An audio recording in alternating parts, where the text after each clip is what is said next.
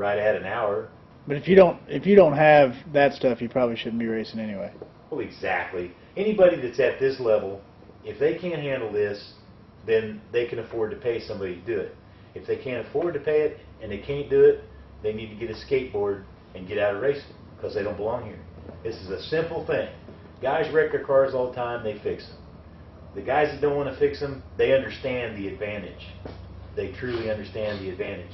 There are guys that got cars, they're innocent victims. This was done before they got them, they bought them, or they just flat didn't know it was like that. I kind of suspected this one was, but I didn't investigate it. Honestly, yeah, I thought it looked like it was up, and obviously it was. But once we realized that they weren't going to allow this, then it became an issue. And I want to stay within the framework of the rules, so... So in your belief, interpreting the rules, it's got to match GM spec the same way it comes from the factory? Yeah, it should. Do we get a little tolerance there for Grandma wrecked it? Well, you know, that's up to the track. GM has like a 1/4 inch tolerance on their frames. Okay. So, you know, you're going to have, you know, some tolerance that should be allowed. And we've also, you know, we've wrecked cars. This car got flipped up on its side last year and took a pretty big hit. Sure, it's got some bent bars. I think my motor mounts are still bent. You know, we have to kind of do some prying when we put the motor in, but it wasn't enough that we were concerned enough about fixing it over the winter. We figured we'd just let it ride. But it's not that big a deal.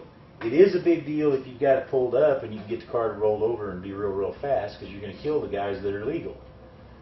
You know, a lot of this goes back to IMCA.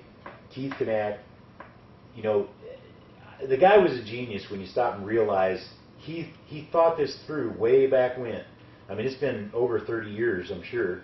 And when they sat down and designed this class, they were on top of it. They knew what they were doing, and by putting everything on this stock frame, they kept us within perimeters. Now, whether they realized that the chassis were going to, you know, that they were going to evolve to this point, you know, where we're rolling the cars over on the nose and getting the bars in, they probably didn't. But the fact of the matter is that this puts perimeters on the class, and we've got to have that. We've got to have that. If we lose that, then this class is going to go out with sprints and late models, and the weekly racer is going to go back to B mods and street stocks and stay there. I mean, it's a progressive sport. I want to see this class survive as is. I mean, I don't want to see it go any farther. As a matter of fact, I'd like to see him bring it back a little bit. It's gotten out of hand. We can't afford these motors. I can't. The few that can, sure, they like them. But the majority of us can't. The majority of us cannot. And when the majority of the guys, they're, you know, maybe not winning but running a little farther back in the field, without them, you don't have a race.